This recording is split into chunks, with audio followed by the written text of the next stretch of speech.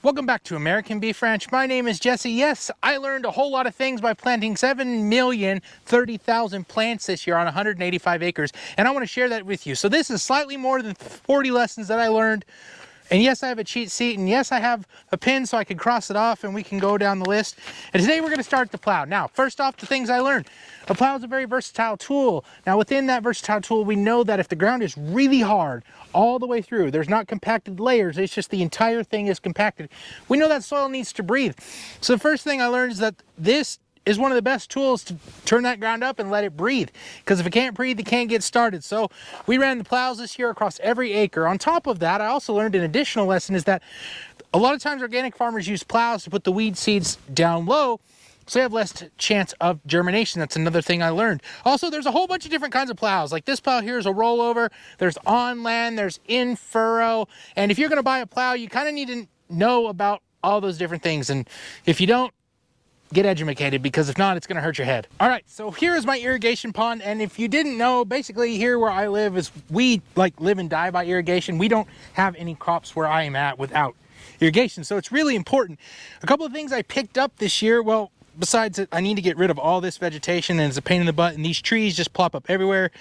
That's not really what I was talking about learning, but what I did learn is that my pond is too small. See, the water velocity, or the speed that the water is coming out of the ditch and then into my pond area, is way too fast. And what that's causing is it's causing the silt inside of the water to get stirred up. And then that silt's getting into our irrigation system and causing us problems out in the field. So what we need to do to fix that is we're going to dig this pond back and a lot bigger so that the water slows down quite a bit and helps some of that silt sink to the bottom. Another absolutely key part of our operation here at American Beef Ranch is phase converters. So now where we live, we only have single phase power. And if I was to run my pumps on single phase power, it would cost at least twice as much to pump the water. So what we do is we take the power, we put it through these machines here that convert it to a three-phase system, and then we move that to our pumps. Also inside of here, there's a couple things called capacitors, and basically they're these packs. You can call them a battery pack, but basically what it does is it stores voltage for different loads. So like if you turn a pump on, it needs extra voltage to get started, so it'll pull that from a capacitor to help meet that need. Now, the thing that I learned this year is that I've got capacitors going bad in this phase converter. I had a pump, it didn't want to start, it didn't want to run, and it wasn't acting properly. And I have plenty of power in this phase converter to run that pump and start it and do whatever we need to do. But we must have some capacitors going bad because it did not want to run right. On top of that, I also learned that capacitors are a yearly maintenance item. So if you have any electrical equipment that you're using for farming, you may want to check and see if it has any capacitors like these phase converters do. And if it does have capacitors, make sure you have your electrician or learn how to take a special multimeter and check those capacitors yearly, because if you have a bad one, it's going to cause you problems like it caused me. Now look, when you plant 7 million or just over 7 million plants on your farm, there's some things you really want to consider, especially me where I have irrigation systems like we just talked about. Really want those irrigation systems to work at a top-notch ability. On top of that, when you plant corn that's supposed to be 10, 12 feet tall, you really don't want to have to walk out into pivot and fix anything. So we did go ahead and upgrade to the larger tires this year, and I can definitely say that large pivot tires are worth it. And here's a few reasons why. Number one lesson, we did buy some used tires like that one and some new tires like that one. Definitely, I would have spent the money and bought all new ones if I would have known, because all the problems I had this year were with the used tires. But never mind that. So first off, the tires are taller. That gives us a little more clearance on the pivot. So the pivot's a little bit higher above corn crop, which is awesome. Another thing to consider is these tires have a bigger diameter, so they're less likely to get stuck. They also have a larger footprint on the ground right there. That means they're less likely to rut. So the ruts are not as big, and I can definitely say that the ruts from 1 year of crop farming here are not as big as they would have been if we would have left the other tires on there. On top of that, because they are bigger, they have a better diameter, they have a larger, it's a bigger tire. Basically, that means we make less revolutions. That's less wear and tear on the gearboxes, on the U-joints, on the center drive to cover the same amount of distance. And that's awesome, because in the past, I've spent many hours fixing drive lines and U-joints, and I don't think I did once this year fix a drive line, a U-joint. So that's pretty awesome.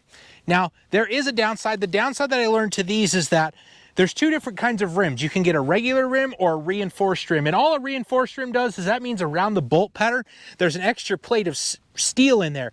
And what that steel does is just help reinforce where those bolts, you know, clamp down onto the rim. If you don't have that and you get up onto some hilly ground like we have behind me, sometimes there's a lot of force put on the wheel back and forth. And basically because that wheel's taller, that means it's got more leverage on those bolts and it can put more pressure there.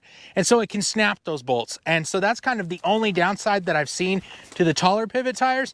And definitely if you have a pivot irrigation system and you're thinking about going to the tall tires, go for it, because it's been so much better, way far and above anything that we've done before. Now, one last lesson here while we're standing here at the pivot is you can see the drops on this pivot come out the side of the pipe. Now, modern pivots, all the drops come out the top of the pipe. And the biggest lesson that I learned from this is that when those drops come out the side of the pipe, they are way more likely to plug with mud and fill up with nasty junk than they are if they're on top of the pipe. So on this pivot, and it cost me yield because I didn't check these birds enough. Anytime I started this pivot, I needed to crawl out here and clean the birds out because they were full of mud. And if you take the pond and its problems like we talked about a minute ago, and then you take the drops out the side, that combined to equal a yield loss, and that really sucks. Unfortunate, but it is part of learning. And now we know that this pivot, we're gonna slow the water down in the pond, and we're gonna have to clean these birds a lot more. And if we keep this pivot and continue to put it in service, we'll know that and move forward and keep moving on. Now, some of the biggest lessons of this year, of 2024, are definitely the lessons I learned about dirt and how it works, and plants and how they operate. Now, I can't thank the people enough that have put out free stuff on the internet for you to learn about how this works, and then I've applied it and tested on my farm, learned a great deal. Now, what those lessons are is, first off, a plant is only 3% nitrogen. So nitrogen is inherently inefficient. It's squirrely. It goes all over the place. And we've got to be able to secure that nitrogen stored in the soil for the plant's use, because we are constantly over applying nitrogen in American farms, and it's a problem, and it's going to continue to be a problem until we figure out a way to fix it. On the other side of that, if nitrogen is only 3%, well, what the rest of the plant is made of? Well, 47% of this plant is made of carbon. And then if you take a test called the carbon to nitrogen ratio test, which I learned about this year, my ground is lacking enough carbon to survive. I mean, basically, the bacteria in the soil, the biology in the soil cannot survive with the amount of carbon that I have. On top of that, I learned how important it is for the ground to breathe, because the 34% of this plant is made of oxygen. So carbon and oxygen are a huge important part of that. But even bigger than nitrogen is hydrogen. Hydrogen makes up 4% of your plant, and it also directly relates to your pH. So like me, in this area of the world, we have high pH. That means that I have a hydrogen deficiency in my soil. On the other hand, if you have low pH, that means you have an excess of hydrogen in your soil. So that's a couple other lessons that I picked up about soil health. And you know, the last thing that we really should mention is that dirt is really complex, and we're always learning more about it. But one of the best things you can do for your dirt is make your calcium available. Calcium is the most important nutrient because it's what gives soil structure, gives it that space for water and air to penetrate the ground and help move those nutrients. It gives room for biology to also move around and do the things they need to do, and that way you don't get compaction, and long term you just have a healthier soil. Now, I've talked about it a lot this year, but if you didn't know, I moved a lot of dirt on this farm this year. Well, I actually had somebody come in and move a lot of dirt this year on the farm, or soil, or however you want to think about it. But if we were going to get into that, the first thing that I learned is dirt and soil are not the same thing. Now, soil is comprised of dirt, but all dirt is literally just what makes up the ground, but it doesn't have any life in it. It doesn't have any biology working it up and doing the work that you want it to do, especially in a farm, like putting nutrients into the plant. That's really, really important, and I kind of forgot about that. So what we ended up doing is, on 25% of the farm, we moved and covered rock piles and moved dirt into places that the dirt was shallow or the soil was shallow, so that we'd be able to plant potatoes. And also we were farming more of the acres that were covered under our irrigation pivots. And behind me, you can kind of see part of all that dirt all along this ridge and down through over to this side. We moved a whole bunch of dirt there, and you can kind of see a remainder of one rock pile. And the reason we left it there is because it's really big and we ran out of time. And honestly, moving dirt is really expensive. If you didn't know, this project cost us probably about $200,000 to do on about 45 acres of ground. So that's pretty expensive, about $4,500 an acre. Now, yes, I didn't have to go out and buy that land, and now I can farm it. But I also have to take in consideration the cost of just moving the dirt is not the only cost of that. So we also fertilized and planted all of those acres, but didn't see much of a return or any of a return on the farm ground this year. We had corn anywhere from 1 foot tall to 5 feet tall on that ground, and it really didn't pay for itself, and it's not going to quickly. But over the next 5 years, we are going to put the life back into that dirt and make it soil, so then we will be able to turn a profit on it. Now, some more lessons that I learned. Timing is super important farming, and I wish I would have known how important it was earlier. I mean, timings of applications of fertilizer, timings of planting, timings of everything you do literally can make or break you on a farm. And I knew it was important, but I didn't realize just how important. And how I learned this lesson is by learning another lesson. Now, custom farmers, when they come in and do work on your farm, they try the best. They try their absolute best to meet the needs that you have, but guess what? They are never going to be able to do it exactly how you want it done and in the time frame that you want it done and when you want it done. So by picking up that lesson, I saw how important timing was to our operation. And then on top of that, I also learned that I'm going to have to be able to do those things. So I'm really going to have to not necessarily go out and buy a whole bunch of equipment, but buy the key pieces of equipment that can help me pick up some timing and do the things I want to do right. Now, if we're going to talk about timing, another important lesson that I learned is that I have irrigation pivots. So when I'm putting on fertility throughout the summer, I can just use those pivots to spray that fertilizer on the crop. And that helps me save a lot of money instead of having to hire a sprayer or buy a sprayer to go over the crop and put that fertilizer on. Look, we picked up a lot of lessons and then we're going pretty fast. So feel free to make sure you guys get down there in the description, check out more of the channel. I appreciate it. But on to the next lesson. Another thing I learned about it on the fertilizer side of things is that I kind of known this, and everybody really knows this, but honestly, spreading your fertilizer out and spoon feeding the crop a little bit all throughout the growing season versus just putting it all up front or all in the fall is always going to be a better option. You're going to get less loss of the fertilizer, especially nitrogen-based fertilizers, and it's just going to be more efficient, and you're going to see a yield response from that. And then moving forward from that, I've also learned that it's really important to take soil tests. I know that everybody, you guys should be taking a soil test all the time if you can. The reason I know that is because I have some soil that's really, really great, and I have some soil that's really, really bad, and I have some soil that's better than most farmers around me, and I have soil that's just like everybody else's around me. But the idea is that we can tailor programs to not only help build our soil, but also help us get a good yield, because soil health and yield have to go hand in hand, because if we're not getting a good yield, it's kind of hard to make money and continue to farm year after year. So that's super important. Another thing that I don't think people who talk about soil health a whole bunch talk about the yield, because the yield is still super important. And look, as we continue to go down the road and try to figure out more, a couple other lessons that I picked up is that you have the ability to kind of determine or learn how your crop is doing mid-season without sending any tests to the lab. Basically, what you can do is you can take the juice from the leaf of a plant and see how much sugar is in there and determine the plant health. And if that sugar is at a certain level, which is like 12 or 14 bricks is how they measure sugar in a plant, if you're at that level, you really don't need to spray on anything for insecticide or fungicide, because that plant is naturally resistant to any of those pests.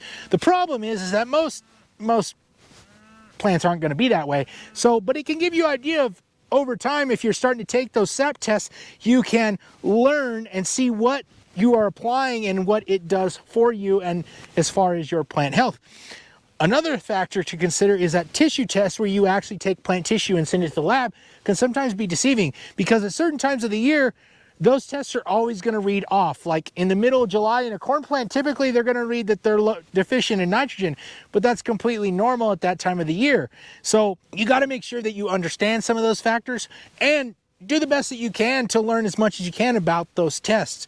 Another thing that I think is truly important for us here at American Beef Ranch is we need to continue to integrate livestock into our farm.